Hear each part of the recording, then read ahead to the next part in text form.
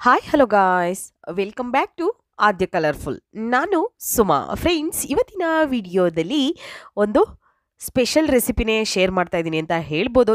ಈ ರೀತಿ ಮುದ್ದೆ ಉಪ್ಸಾರು ಪಲ್ಯ ತಿಂದವರು ಮತ್ತೆ ಯಾವತ್ತೂ ಕೂಡ ಈ ರುಚಿಯನ್ನು ಮರೆಯೋದಿಲ್ಲ. ಅಷ್ಟು ಟೇಸ್ಟ್ ಇರುತ್ತೆ. ಖಂಡಿತವಾಗ್ಲೂ ಯಾರಾದರೂ ಕೂಡ ಉಪ್ಸಾರು ತಿಂದಿಲ್ಲ ಅನ್ನೋರು ಖಂಡಿತ ಈ ಒಂದು ರೆಸಿಪಿನ ಒಂದ್ಸಲ ಟ್ರೈ ಮಾಡಿ ಫ್ರೆಂಡ್ಸ್. ತುಂಬಾನೇ ಟೇಸ್ಟಿ ಇರುತ್ತೆ ಮತ್ತು ಆರೋಗ್ಯಕ್ಕೂ ಕೂಡ ತುಂಬಾನೇ ಒಳ್ಳೆಯದು. ಸೊ ಈ ಒಂದು ರೆಸಿಪಿನ ಹೇಗೆ ತಯಾರಿಸೋದು ಅಂತ ಮೊದಲನೇದಾಗಿ ನಾನು ಒಂದು ಪಾತ್ರೆಯನ್ನು ತಗೊಂಡಿದ್ದೀನಿ. ಇದಕ್ಕೆ 1 ಕಪ್ ಆಗುವಷ್ಟು ಅಥವಾ 2 ಕಪ್ ಆಗುವಷ್ಟು ನೀರನ್ನು ಹಾಕ್ಕೊಳ್ಬೇಕು. ನಾವು ಕಾಳು ಎಷ್ಟು ತಗೊಳ್ತೀವೋ ಅದಕ್ಕಿಂತ ಸ್ವಲ್ಪ ನೀರು ಹೆಚ್ಚಿಗೆ ಹಾಕ್ಕೊಳ್ಬೇಕಾಗುತ್ತೆ.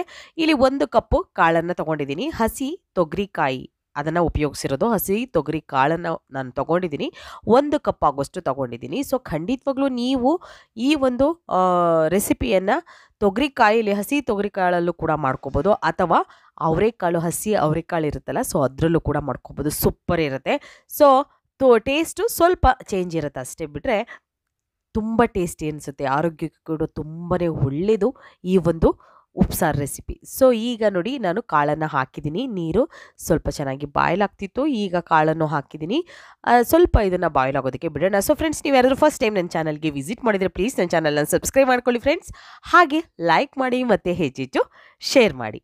ಸೊ ಈ ಒಂದು ನೀರಿಗೆನೆ ನಾವು ಕಾಳು ಹಾಕಿದ್ದೀವಲ್ವ, ಅದೇ ನೀರಿಗೆ 2 ಟೊಮ್ಯಾಟೋವನ್ನು ತೊಗೊಂಡಿದ್ದೀನಿ. ಸೊ ನೋಡಿ, ನಾನು ಮೀಡಿಯಮ್ ಸೈಜಲ್ಲಿರುವಂತಹ ಟೊಮ್ಯಾಟೋನ ತೊಗೊಳ್ತಾ ಇದ್ದೀನಿ. ಹಾಗೆ ಒಂದು 4 ಜಾಸ್ತಿ ದೊಡ್ಡ ಮೆಣಸಿನ್ಕಾಯಿ ಅಲ್ಲ, ಒಂದು 4 ಮೀಡಿಯಮ್ ಸೈಜಲ್ಲಿರುವಂತಹ ಮೆಣಸಿನ್ಕಾಯಿಗಳ ಹಸಿ ಮೆಣಸಿನ್ಕಾಯಿಯನ್ನು ಹಾಕ್ಕೊಳ್ತಾ ಇದ್ದೀನಿ, ನೋಡ್ಬೋದು ನೀವು. ನಂತರ 1 ಹಿಡಿಯಷ್ಟು ನಾನಿಲ್ಲಿ ಮೆಂತ್ಯ ಸೊಪ್ಪನ್ನು ಹಾಕ್ಕೊಳ್ತಾ ಇದ್ದೀನಿ.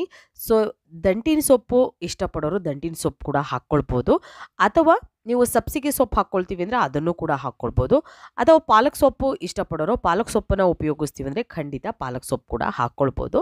ಡಿಫ್ರೆಂಟ್ ಟೇಸ್ಟನ್ನು ಕೊಡುತ್ತೆ.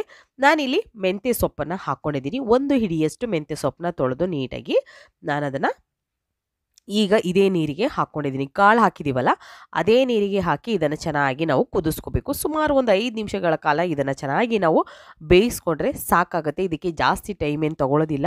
ಖಂಡಿತವಾಗ್ಲೂ ನೀವು ರಸಮ್ ಮಾಡ್ತೀರಲ್ವ, ರಸಮ್ ಮಾಡೋಷ್ಟು ಟೈಮ್ ಕೂಡ ತಗೊಳ್ಳೋದಿಲ್ಲ. ಅಷ್ಟು ಕ್ವಿಕ್ಕಾಗಿ ಈ ಒಂದು ಸಾಂಬಾರು ರೆಡಿ ಆಗುತ್ತೆ. ತುಂಬಾ ಟೇಸ್ಟಿಯಾಗಿರುತ್ತೆ. ಸೊ ನೋಡಿ, ಚೆನ್ನಾಗಿ ಇದಕ್ಕೆ ಸ್ವಲ್ಪ ಉಪ್ಪನ್ನು ಹಾಕಿ ನಾವು ಇದನ್ನು ಚೆನ್ನಾಗಿ ಕುದಿಸ್ಕೋಬೇಕು. ಒಂದು 5 ನಿಮಿಷಗಳ ಕಾಲ ಬೇಯಿಸ್ಕೋಬೇಕಾಗುತ್ತೆ. ಮುದ್ದೆಗೆ ಅಂತೂ ಈ ಒಂದು ಉಪ್ಸಾರು ಸೂಪರ್ ಕಾಂಬಿನೇಷನ್ನ ಕೊಡುತ್ತೆ ಫ್ರೆಂಡ್ಸ್. ಖಂಡಿತವಾಗ್ಲೂ ನಾವು ಊಟ ಮಾಡಲ್ಲ ಮುದ್ದೆ, ನಮಗೆ ಇಷ್ಟ ಇಲ್ಲ ಅನ್ನೋರು ಕೂಡ ಒಮ್ಮೆ ಈ ಒಂದು ಸಾಂಬಾರಿಗೆ ಉಪ್ಸಾರು ಮಾಡ್ತಿರಲ್ಲ, ಹಸಿ ತೊಗರಿಕಾಯಿ ಅಥವಾ ಹಸಿ ಅವರೆಕಾಳನ್ನು ಉಪಯೋಗಿಸಿ ಮಾಡ್ತಿರೋ ಒಂದು ಉಪ್ಸಾರು ಇರುತ್ತಲ್ಲ, ಸೊ ಅದಕ್ಕೆ ಜೊತೆ ನೀವು ಒಂದು ಮುದ್ದೆಯನ್ನು ಖಂಡಿತವಾಗ್ಲೂ ಊಟ ಮಾಡಬೇಕು. ಸ್ವಲ್ಪನಾದರೂ ಊಟ ಮಾಡಿ, ಆವಾಗ ನಿಮಗೆ ಗೊತ್ತಾಗುತ್ತೆ ಎಷ್ಟು ಟೇಸ್ಟ್ ಇರುತ್ತೆ. ತುಂಬ ಚೆನ್ನಾಗಿರುತ್ತೆ ಫ್ರೆಂಡ್ಸ್. ಬಸ್ಸಾರು ಥರ ಇದು ಬರೋದಿಲ್ಲ. ಬಸ್ಸಾರೇ ಬೇರೆ ಇರುತ್ತೆ, ಉಪ್ಸಾರೇ ಬೇರೆ ಇರುತ್ತೆ. ಓಕೆ, ಈಗ ಕಾಳೆಲ್ಲ ಚೆನ್ನಾಗಿ ಬೆಂದಿದೆಯನ್ನು ನೋಡ್ಕೊಳ್ಳೋಣ. ಸೊ ಟೊಮ್ಯಾಟೊ ಕೂಡ ಚೆನ್ನಾಗಿ ಬೇಯಬೇಕು. ಮೇಯ್ನು ಟೊಮ್ಯಾಟೊದು ಸಿಪ್ಪೆ ಸ್ವಲ್ಪ ಬಿಟ್ಕೊಳ್ತಾ ಇದೆ ಅಂದರೆ ಕರೆಕ್ಟಾಗಿ ಬೆಂದಿದೆ ಅಂತ. ಈಗ ಇದು ಆಲ್ಮೋಸ್ಟ್ ಅಲ್ಲಿ ಆಗಿದೆ ನೋಡಿ. ಇವಾಗ ಟೊಮ್ಯಾಟೊ ಅದನ್ನು ತೋರಿಸ್ತಾ ಇದ್ದೀನಿ. ಸೊ ಅಲ್ಲೆಲ್ಲ ಕ್ರ್ಯಾಕ್ಸ್ ಬಂದಿದೆ ನೋಡಿ ಟೊಮ್ಯಾಟೊದಲ್ಲಿ. ಈಗ ಟೊಮ್ಯಾಟೊ ಎಲ್ಲ ಚೆನ್ನಾಗಿ ಬೆಂದಿದೆ. ಇವಾಗ ಇದನ್ನು ನಾವು ಒಂದು ತಟ್ಟೆಗೆ ತೆಗೆದಿಟ್ಕೊಂಬಿಡೋಣ. ತುಂಬಾ ಈಸಿಯಾಗಿ ಮಾಡ್ಕೋಬೋದು ಫ್ರೆಂಡ್ಸ್. ಖಂಡಿತವಾಗ್ಲೂ ನೀವು ಯಾವತ್ತೂ ಕೂಡ ಇದನ್ನು ಮಾಡಿಲ್ಲ ಅಂತ ನಾನು, ಕೆಲವರೆಲ್ಲ ಮಾಡಿರಲ್ಲ. ಸೊ ಅಂಥವ್ರು ಖಂಡಿತವಾಗ್ಲೂ ಒಂದ್ಸಲ ಈ ಕರ್ನಾಟಕ ಸ್ಪೆಷಲ್ ಇರುವಂತಹ, ಮಂಡ್ಯ ಸ್ಪೆಷಲ್ ಇರುವಂತಹ ಉಪ್ಸಾರನ್ನು ಖಂಡಿತವಾಗ್ಲೂ ತಯಾರಿಸಿ. ಇದು ನಾನು ಫೋರ್ಸ್ಬಲಿ ನಿಮಗೆ ಹೇಳ್ತಾ ಇದ್ದೀನಿ. ಯಾಕೆ ಅಂತಂದರೆ ಅಷ್ಟು ಟೇಸ್ಟಿ ಕೊಡುತ್ತೆ. ಖಂಡಿತವಾಗ್ಲೂ ತುಂಬ ಟೇಸ್ಟಿ ಇರುತ್ತೆ. ಯಾಕೆ ಅಂತಂದರೆ ಈ ಒಂದು ಸೀಸನ್ನು ಮತ್ತೆ ನಮಗೆ ಬರೋದಿಲ್ಲ. ಸೀಸನ್ನು ಇದ್ದಾಗಷ್ಟೇ ನಮಗೆ ಹಸಿ ಕಾಳುಗಳು ಸಿಗೋದು. ಸೊ ಆ ಟೈಮಲ್ಲಿ ನಾವು ಈ ರೆಸಿಪಿಗಳನ್ನು ಮಾಡ್ಕೋಬೇಕು. ಹಸಿ ಕಾಳನ್ನು ಉಪಯೋಗಿಸಿ ಮಾಡೋದ್ರಿಂದ ಟೇಸ್ಟು ಸೂಪರ್ ಇರುತ್ತೆ.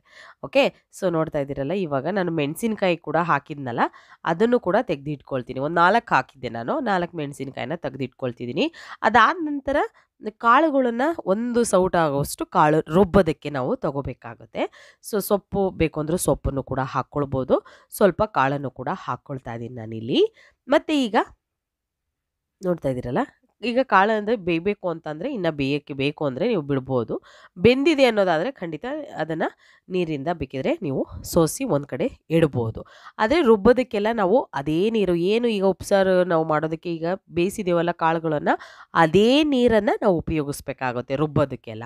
ನೋಡಿ, ಇವಾಗ ಟೊಮ್ಯಾಟೊ ಮೇಲಿರುವಂಥ ಸಿಪ್ಪೆ ಎಷ್ಟು ಕ್ಲೀನಾಗಿ ಬಿಟ್ಕೊಳ್ತಾ ಇದೆಯಲ್ಲ, ಈ ರೀತಿಯಾಗಿ ಸಿಪ್ಪೆಯನ್ನು ತೆಗೆಯೋಣ. ತುಂಬ ಟೇಸ್ಟಿ ಇರುತ್ತೆ ಫ್ರೆಂಡ್ಸ್. ಖಂಡಿತವಾಗ್ಲೂ ಈ ಒಂದು ಸಾರನ್ನು ನೀವು ಒಂದ್ಸಲ ತಯಾರಿಸಿ, ಮತ್ತು ನೀವೆಲ್ಲ ಹೇಗೆ ಇಷ್ಟಪಟ್ರಿ ಮನೆಯಲ್ಲಿ ಅನ್ನೋದನ್ನು ತಪ್ಪದೆ ಕಾಮೆಂಟ್ ಸೆಕ್ಷನಲ್ಲಿ ತಿಳಿಸಿ ನನಗೆ. ಯಾಕೆ ಅಂತಂದರೆ ಫುಲ್ ಎಕ್ಸೈಟಲ್ಲಿದ್ದೀನಿ ನಾನು ಯಾಕೆ ಅಂತಾರೆ ಯಾವತ್ತೂ ಕೂಡ ಈ ಉಪ್ಸಾರನ್ನು ನನ್ನ ಚಾನಲಲ್ಲಿ ನಾನು ಶೇರ್ ಮಾಡಿಲ್ಲ. ಸೊ ಅದಕ್ಕೋಸ್ಕರ, ಯಾಕೆಂದರೆ ನನಗೂ ತುಂಬ ಟೇಸ್ಟಿ ಅನ್ನಿಸ್ತು, ಅದಕ್ಕೋಸ್ಕರ ನಾನು ನಿಮ್ಮ ಜೊತೆ ಶೇರ್ ಮಾಡ್ಕೊಂಡಿದ್ದೀನಿ. ಖಂಡಿತ ಒಂದ್ಸಲ ತಯಾರಿಸಿ ಹೇಗೆ ಬಂತು ಅಂತ ತಪ್ಪದೆ ಕಾಮೆಂಟ್ ಸೆಕ್ಷನಲ್ಲಿ ತಿಳಿಸಿ. ಈಗ ಇದಕ್ಕೆ ಒಂದು ಮಿಕ್ಸಿ ಜಾರ್ ತೊಗೊಂಡಿದ್ದೀನಿ. ಇದಕ್ಕೆ ಒಂದು 10 ಕಾಳು ಮೆಣಸಿನ ಕಾಳಿರುತ್ತಲ್ಲ, ಸೊ ಅದನ್ನು ಕಾಳು ಮೆಣಸನ್ನು ಹಾಕ್ಕೊಂಡಿದ್ದೀನಿ. ಮತ್ತು ಬೆಳ್ಳುಳ್ಳಿ ಹಾಕ್ಕೊಳ್ತಾ ಇದ್ದೀನಿ. ಸ್ವಲ್ಪ ಬೆಳ್ಳುಳ್ಳಿ ಹಾಕ್ಕೊಳ್ಬೇಕು. ಇದಕ್ಕೆ ಏನು ರುಬ್ಬೋದಕ್ಕೆ ನಾವು ಈರುಳ್ಳಿ ಏನು ತೊಗೊಳೋದು ಬೇಕಾಗಿಲ್ಲ. ಸೊ 1 ಸ್ಪೂನ್ ಆಗೋಷ್ಟು ಜೀರಿಗೆ ಹಾಕ್ಕೊಳ್ತಾ ಇದ್ದೀನಿ. ಜೀರಿಗೆ ಹಾಕೋದ್ರಿಂದ ಒಂದು ಒಳ್ಳೆ ಪರಿಮಳ ಕೂಡ ಇರುತ್ತೆ, ಮತ್ತು ಆರೋಗ್ಯಕ್ಕೂ ಕೂಡ ತುಂಬಾ ಒಳ್ಳೆಯದು. ಸೊ ಇದನ್ನು ಹಾಕಿದ ನಂತರ ಟೊಮ್ಯಾಟೊ ಹಾಕ್ಕೊಳ್ಳೋಣ. ಇವಾಗ ಬೇಯಿಸಿರೋಂಥ ಟೊಮ್ಯಾಟೊ ಇದೆಯಲ್ಲ, ಸೊ ಅದನ್ನು ಹಾಕ್ಕೊಂಡಿದ್ದೀನಿ ನಾನು. 2 ಟೊಮ್ಯಾಟೊನ ಹಾಕಿ, ಮತ್ತು ಒಂದು ಹಸಿರು ಮೆಣಸಿನಕಾಯಿಗಳು ಇದ್ವಲ್ಲ ಬೇಯಿಸಿರೋ ಅಂಥದ್ದು, ಅದನ್ನು ಕೂಡ ಹಾಕ್ಕೊಂಡಿದ್ದೀನಿ. ಅದಾದ ನಂತರ ಕಾಳನ್ನು ತೊಗೊಂಡಿದ್ದೀನಿ. ಇಲ್ಲಿ 1 ಸೌಟಾಗುವಷ್ಟು ಕಾಳುಗಳನ್ನು, ಬೇಯಿಸಿರೋ ಅಂಥ ಕಾಳು ಮತ್ತು ಸೊಪ್ಪು ಇರುತ್ತಲ್ಲ ಅದನ್ನು ತೊಗೊಂಡಿದ್ದೀನಿ. ಈಗ ಅಷ್ಟನ್ನು ಈಗ ನಾವು ಸ್ವಲ್ಪ ಕಾಳು ಬೇಯಿಸಿರೋ ಅಂಥ ನೀರಿದೆಯಲ್ಲ, ಸೊ ಅದನ್ನು ಹಾಕಿ ರುಬ್ಕೊಂಬರ್ಬೇಕಾಗುತ್ತೆ. ಮತ್ತು ಇದಕ್ಕೆ ಸ್ವಲ್ಪ ಕೊತ್ತಂಬರಿ ಸೊಪ್ಪನ್ನು ಕೂಡ ಹಾಕ್ಕೊಳ್ತಾ ಇದ್ದೀನಿ. ಸುಮಾರು ಒಂದು ಅರ್ಧ ಕಪ್ ಆಗೋಷ್ಟು ಕೊತ್ತಂಬರಿ ಸೊಪ್ಪು ಹಾಕ್ಕೊಳ್ತಾ ಇದ್ದೀನಿ. ಸೊ ಕಾಳು ಸ್ವಲ್ಪ ಕಮ್ಮಿ ಅನ್ನಿಸ್ತು ನನಗೆ, ಅದಕ್ಕೆ ಇನ್ನೂ ಸ್ವಲ್ಪ ಕಾಳುಗಳನ್ನು ಹಾಕ್ಕೊಂಡು ಇದನ್ನು ಗ್ರೈಂಡ್ ಮಾಡ್ಕೊಂಬರ್ತೀನಿ. ಓಕೆ, ನುಣ್ಣಗೆ ಅಂದರೆ ಜಾಸ್ತಿ ನುಣ್ಣಗೂ ಬೇಡ, ಹಾಗೆ ಜಾಸ್ತಿ ತರಿನೂ ಬೇಡ, ಮೀಡಿಯಮ್ ಆಗಿ ನಾವು ಗ್ರೈಂಡ್ ಮಾಡ್ಕೊಂಬಂದ್ರೆ ಆಯಿತು. ನೋಡ್ತಾ ಇದ್ದೀರಲ್ಲ, ಈ ರೀತಿ ಇದ್ದರೆ ಸಾಕು. ನಾವು ರುಬ್ಬೋದಕ್ಕೂ ಕೂಡ ಅದೇ ನೀರನ್ನು ಉಪಯೋಗಿಸ್ಬೇಕು, ಕಾಳು ಬೇಯಿಸಿರೋವಂಥ ನೀರನ್ನೇ ಉಪಯೋಗಿಸ್ಬೇಕಾಗುತ್ತೆ. ಇವಾಗ ರುಬ್ಬಿರೋ ಅಂಥ ಮಿಶ್ರಣ ರೆಡಿಯಾಗಿದೆ. ನೋಡ್ತಾ ಇದ್ದೀರಲ್ಲ, ಈ ರೀತಿ ನಾನು ಗ್ರೈಂಡ್ ಮಾಡ್ಕೊಂಡು ಬಂದಿದ್ದೀನಿ. ಇದನ್ನು ಇವಾಗ ನಾವು ಒಂದು ಪಾತ್ರೆಗೆ ಹಾಕ್ಕೊಳ್ಳೋಣ.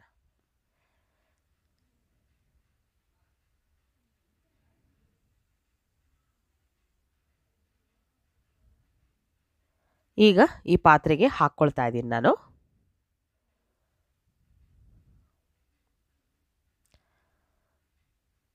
ರುಬ್ಬಿರೋ ಅಂಥದ್ದನ್ನು ಪೂರ್ತಿಯಾಗಿ ಹಾಕ್ಕೊಳ್ಳೋಣ. ಮತ್ತು ಇದನ್ನು ತೊಳೆದು, ನಾವು ಜಾರ್ ಕೂಡ ತೊಳೆದು ಆ ನೀರನ್ನು ಹಾಕ್ಕೊಳ್ಬೇಕು ಅಂದರೆ ನಾವು ಅದೇ ನೀರನ್ನು ಉಪಯೋಗಿಸ್ಬೇಕು. ಅದನ್ನು ಚೆಲ್ಲೋದು ಬೇಡ, ಯಾಕೆಂದರೆ ಅಷ್ಟು ಚೆನ್ನಾಗಿರುತ್ತೆ ಅದು, ಆರೋಗ್ಯಕ್ಕೂ ಕೂಡ ತುಂಬಾ ಒಳ್ಳೆಯದು. ಸೊ ಅದಕ್ಕೋಸ್ಕರ ಅದೇ ನೀರನ್ನು ಉಪಯೋಗಿಸ್ಕೊಳ್ತಾ ಇದ್ದೀನಿ. ಮತ್ತು ಟೇಸ್ಟು ಕೂಡ ಅಷ್ಟೇ ಸೂಪರ್ ಇರುತ್ತೆ. ಅದಕ್ಕೋಸ್ಕರ ಇದಕ್ಕೆ ಸ್ವಲ್ಪ ರುಚಿಗೆ ತಕ್ಕಷ್ಟು ಉಪ್ಪನ್ನು ಹಾಕ್ಕೊಳ್ಳೋಣ. ನಾವು ಬೇಯಿಸ್ಬೇಕಾದ್ರೂ ಸ್ವಲ್ಪ ಉಪ್ಪನ್ನು ಹಾಕ್ಕೊಂಡಿರ್ತೀವಿ, ಅದಕ್ಕೋಸ್ಕರ ಇದಕ್ಕೆ ನೀರು ಎಷ್ಟು ಬೇಕೋ ಅಷ್ಟು ನೋಡಿಕೊಂಡು ಉಪ್ಪನ್ನು ಹಾಕ್ಕೊಳ್ಳಿ. ಉಪ್ಪು ಹಾಕಿದ ನಂತರ ಒಂದ್ಸಲ ಚೆನ್ನಾಗಿ ಇದನ್ನು ಮಿಕ್ಸ್ ಮಾಡಿಕೊಂಡು ಒಂದು ಕುದಿ ಬರಬೇಕಿದು. ಆದರೆ ಸಾಂಬಾರು ಮಾಡಬೇಕಾದ್ರೆ ದಯವಿಟ್ಟು ನೀವು ಸ್ಟವ್ ಹತ್ರನೇ ಇರಿ ಫ್ರೆಂಡ್ಸ್, ಬೇರೆ ಆಚೆ ಈಚೆ ಹೋಗಬೇಡಿ. ಇದು ಒಂದು ಸ್ವಲ್ಪ ಉಕ್ಕೋಯ್ತು ಅಂದರೂ ಇದರ ಟೇಸ್ಟೇ ಹೊರಟೋಗ್ಬಿಡುತ್ತೆ. ಸೊ ಸಾಂಬಾರು ಉಕ್ಕಬಾರ್ದು, ಉಕ್ಕದಲ್ಲೇ ಇದ್ದು ನೀವು ಅಲ್ಲೇ ಇದ್ದು ನೋಡ್ಕೋಬೇಕು, ಉಕ್ಕಬಾರ್ದು. ಆ ರೀತಿಯಾಗಿ ನೋಡ್ಕೊಳ್ಳಿ. ಖಂಡಿತವಾಗ್ಲೂ ನೋಡಿ, ಒಂದು ಕುದಿ ಬರ್ತಾ ಇದೆ. ಒಂದು ಕುದಿ ಬಂದಮೇಲೆ ನಾನು ಖಂಡಿತವಾಗ್ಲೂ ಇದನ್ನು ಆಫ್ ಮಾಡ್ತೀನಿ. ಸೊ ನೋಡಿ, ಇಷ್ಟು ತೆಳ್ಳಗಿದೆ. ಬೇಕು ಅಂದರೆ ಇನ್ನೂ ಸ್ವಲ್ಪ ನೀವು ನೀರನ್ನು ಹಾಕ್ಕೊಳ್ಬೋದು, ಬೇಕು ಅಂತ ಅಂದರೆ. ಇಷ್ಟೇ ಸಾಕಾಗಿದೆ ಅಂದರೆ ಓಕೆ, ಇದನ್ನೇ ನೀವು ಊಟಕ್ಕೆ ಉಪಯೋಗಿಸ್ಬೋದು. ಸೊ ನೋಡ್ತಾ ಇದ್ದೀರಲ್ಲ, ಇಷ್ಟ ಆಗಿದೆ, ಕರೆಕ್ಟಾಗಿದೆ ಇದು. ಈಗ ನಾನು ಈ ಸ್ಟವ್ನ ಆಫ್ ಮಾಡ್ಕೊಳ್ತೀನಿ. ಓಕೆ, ಚೆನ್ನಾಗಾಗಿದೆ. ಒಂದೇ ಕುದಿ ಬಂದರೆ ಸಾಕು. ನಾವು ರಸಮಿಗೆ ಎಷ್ಟು ಮಾಡ್ಕೊಳ್ತೀವೋ ಒಂದೇ ಕುದಿ ಅದನ್ನು ಕುದಿಸ್ಕೊಳ್ತೀವಿ, ಮತ್ತು ರಸಮ್ ರೆಡಿ ಆಗಿಬಿಡುತ್ತಲ್ಲ. ಸೊ ಅದೇ ರೀತಿ ಇದು ಕೂಡ ರೆಡಿಯಾಗಿದೆ. ಇವಾಗ ನೋಡ್ತಾ ಇದ್ದೀರಲ್ಲ, ತುಂಬಾ ರುಚಿಯಾಗಿರುವಂಥ, ಈಸಿಯಾಗಿರುವಂಥ ತೊಗರಿ ಉಪ್ಸಾರನ್ನು ನಿಮ್ಮ ಜೊತೆ ಶೇರ್ ಮಾಡ್ಕೊಳ್ತಾ ಇದ್ದೀನಿ. ನೀವು ಇದೇ ರೀತಿ ಅವರೆಕಾಳು ಉಪ್ಸಾರು ಕೂಡ ತಯಾರಿಸ್ಕೋಬೋದು. ಖಂಡಿತ ತುಂಬ ಟೇಸ್ಟ್ ಇರುತ್ತೆ. ಸೊ ಸಾಂಬಾರು ರೆಡಿ ಆಯಿತು, ಅದನ್ನು ಒಂದು ಸೈಡ್ ತೆಗೆದಿಟ್ಕೊಂಡ್ಬಿಡೋಣ. ಈಗ ಒಂದು ಪ್ಯಾನ್ ತೊಗೊಂಡಿದ್ದೀನಿ. ಇದಕ್ಕೆ 1 ಸ್ಪೂನ್ ಆಗೋಷ್ಟು ಆಯಿಲ್ ಹಾಕ್ಕೊಳ್ತಾ ಇದ್ದೀನಿ. ಜಾಸ್ತಿ ಏನು ಎಣ್ಣೆ ಬೇಕಾಗೋದಿಲ್ಲ ನಮಗೆ ಈ ಉಪ್ಸಾರು ತಯಾರಿಸೋದಕ್ಕೆ. ಇವಾಗ ಸ್ವಲ್ಪ ಸಾಸಿವೆ ಹಾಕ್ಕೊಳ್ಳೋಣ. ಸಾಸಿವೆ ಸಿಡಿಲಿ ಚೆನ್ನಾಗಿ. ಸ್ವಲ್ಪ ಎಣ್ಣೆ ಹಾಕಿದ್ದೀನಿ, ಅದಕ್ಕೆ ಸ್ವಲ್ಪ ಸಾಸಿವೆ ಹಾಕಿದ ನಂತರ ಇದಕ್ಕೆ ಸ್ವಲ್ಪ ಜೀರಿಗೆ ಹಾಕ್ಕೊಳ್ತಾ ಇದ್ದೀನಿ. ಒಂದು 1/4 ಟೀ ಸ್ಪೂನ್ ಆಗೋಷ್ಟು ಜೀರಿಗೆ ತೊಗೊಂಡಿದ್ದೀನಿ. ಅದಾದ ನಂತರ ನಾನು ಒಂದು ಹಸಿರು ಮೆಣಸಿನಕಾಯಿನ ಸಣ್ಣದಾಗಿ ಕಟ್ ಮಾಡಿ ಹಾಕ್ಕೊಂಡಿದ್ದೀನಿ ನೋಡಿ. ಅದಾದ ನಂತರ 1 ಕಪ್ ಅಂದರೆ ನಾನು ಒಂದು ಈರುಳ್ಳಿಯನ್ನು ಸಣ್ಣದಾಗಿ ಕಟ್ ಮಾಡಿ ಹಾಕ್ಕೊಂಡಿದ್ದೀನಿ. ಈ ಥರ ಉದ್ದುದ್ದವಾಗಿ ಸಣ್ಣದಾಗಿ ಕಟ್ ಮಾಡಿ ಹಾಕ್ಕೊಂಡಿದ್ದೀನಿ. ಸೊ ಈರುಳ್ಳಿ ನಿಮಗೆ ಕಮ್ಮಿ ಬೇಕು ಅಂದರೆ ಖಂಡಿತವಾಗ್ಲೂ, ಕೆಲವರು ನೀವು ಈರುಳ್ಳಿ ತಿನ್ನಲ್ಲ, ನಮಗೆ ಜಾಸ್ತಿ ಕಾಳೇ ಬೇಕು ಅನ್ನೋದಾದರೆ ಈರುಳ್ಳಿಯನ್ನು ಕಮ್ಮಿ ಮಾಡ್ಬೋದು. ಇಲ್ಲಿ ಒಂದು ಅರ್ಧ ಈರುಳ್ಳಿ ಹಾಕ್ಕೊಳ್ಬೋದು. ನಾನು ಇಲ್ಲಿ ಒಂದು ದಪ್ಪ ಗಾತ್ರದ್ದು ಒಂದು ಈರುಳ್ಳಿಯನ್ನು ಹಾಕ್ಕೊಂಡಿದ್ದೀನಿ. ಸೊ ಬೇಡ ಅನ್ನೋದಾದರೆ ನೀವು ಅರ್ಧ ಈರುಳ್ಳಿಯನ್ನು ಕೂಡ ಹಾಕ್ಕೊಳ್ಬೋದು. ಮತ್ತು ರುಚಿಗೆ ಈಗ ಸ್ವಲ್ಪ ಉಪ್ಪನ್ನು ಹಾಕ್ಕೊಂಡು ಇದನ್ನು ಚೆನ್ನಾಗಿ ನಾವು ಮಿಕ್ಸ್ ಮಾಡ್ಕೊಳ್ಳೋಣ. ಈರುಳ್ಳಿ ಸ್ವಲ್ಪ ಟ್ರಾನ್ಸ್ಪರೆಂಟ್ ಆಗಲಿ ಅಂತ ಅಷ್ಟೇ.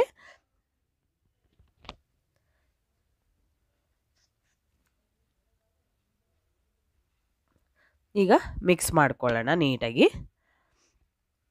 ಅದಾದ ನಂತರ ನಾವು ಕಾಯಿ ತುರಿಯನ್ನು ಹಾಕ್ಕೊಳ್ತಾ ಇದ್ದೀವಿ. ಹಸಿ ಕಾಯಿ ತುರಿ ಒಂದು ಅರ್ಧ ಕಪ್ ಆಗುವಷ್ಟು ಹಸಿ ಕಾಯಿ ತುರಿ. ಕಾಯಿ ತುರಿನ ಸ್ವಲ್ಪ ಜಾಸ್ತಿ ಹಾಕ್ಕೊಂಡ್ರೆ ಚೆನ್ನಾಗಿರುತ್ತೆ. ನಾನು ಇಷ್ಟಪಡ್ತೀನಿ, ಅದಕ್ಕೋಸ್ಕರ ಹಾಕ್ಕೊಂಡಿದ್ದೀನಿ. ನೀವು ಬೇಕು ಅಂದರೆ ಕಾಯಿ ತುರಿ ಇನ್ನೂ ಕಮ್ಮಿ ಮಾಡ್ಕೋಬೋದು. ಅದಾದ ನಂತರ ಬೇಯಿಸಿರೋಂಥ ಕಾಳುಗಳಿದೆಯಲ್ಲ, ತೊಗರಿ ಕಾಳು. ಸೊ ಆ ಕಾಳನ್ನು ಹಾಕ್ಕೊಂಡಿದ್ದೀನಿ. ಇವಾಗ ಮಿಕ್ಸ್ ಮಾಡ್ಕೊಳ್ಳೋಣ, ಚೆನ್ನಾಗಿ ಮಿಕ್ಸ್ ಮಾಡ್ಕೊಳ್ಳೋಣ. ಮಿಕ್ಸ್ ಮಾಡಿ ನಾವು ನೀಟಾಗಿ 1-2 ಸೆಕೆಂಡ್ವರೆಗೂ ಇದನ್ನು ಹಾಗೆ ಸ್ಟವ್ ಮೇಲೆ ಇಟ್ಕೊಳ್ಳೋಣ. ಅದಾದ ನಂತರ ನಮಗೆ ಈ ಒಂದು ಪಲ್ಯ ರೆಡಿ ಆಗುತ್ತೆ. ನೀಟಾಗಿ ಒಂದ್ಸಲ ಮಿಕ್ಸ್ ಮಾಡಿದ ನಂತರ ಪಲ್ಯ ರೆಡಿ ಆಯಿತು. ಓಕೆ, ತುಂಬಾ ರುಚಿಯಾಗಿರುವಂಥ ತೊಗರಿ ಉಪ್ಸಾರು ಮತ್ತು ಮುದ್ದೆ ಕೂಡ ರೆಡಿ ಆಗುತ್ತೆ. ಖಂಡಿತ ಫ್ರೆಂಡ್ಸ್, ನಿಮಗೆಲ್ಲ ಮುದ್ದೆ ಮಾಡೋಕ್ಕೆ ನಮಗೆ ಕೆಲವರಿಗೆ ಬರಲ್ಲ ಅನ್ನೋದಾದರೆ ದಯವಿಟ್ಟು ಕಾಮೆಂಟ್ ಸೆಕ್ಷನಲ್ಲಿ ತಿಳಿಸಿ. ಮುದ್ದೆ ಮಾಡುವಂಥದ್ದು ತುಂಬಾ ರುಚಿಯಾಗಿ ಮತ್ತು ಸ್ಮೂತಾಗಿ ಮುದ್ದೆಯನ್ನು ಹೇಗೆ ಮಾಡ್ಕೊಳ್ಳೋದು ಅಂತ ನಾನು ತಿಳಿಸ್ಕೊಡ್ತೀನಿ. ಓಕೆ, ಸೊ ನೋಡ್ತಾ ಇದ್ದೀರಲ್ಲ, ಅನ್ನ, ಮುದ್ದೆ, ಪಲ್ಯ ಮತ್ತು ಉಪ್ಸಾರು ರೆಡಿಯಾಗಿದೆ. ನೀವು ಕೂಡ ಮನೇಲಿ ಟ್ರೈ ಮಾಡಿ ಹೇಗೆ ಬಂತು ಅಂತ ತಪ್ಪದೆ ಕಾಮೆಂಟ್ ಸೆಕ್ಷನಲ್ಲಿ ತಿಳಿಸಿ. ಇವತ್ತಿನ ವಿಡಿಯೋನ ಇಲ್ಲಿಗೆ ಮುಗಿಸ್ತಾ ಇದ್ದೀನಿ. ಮತ್ತೆ ಇನ್ನೊಂದು ಹೊಸ ವಿಡಿಯೋ ಜೊತೆ ಬರ್ತೀನಿ. ಅಲ್ಲಿವರೆಗೂ take care, bye, see you.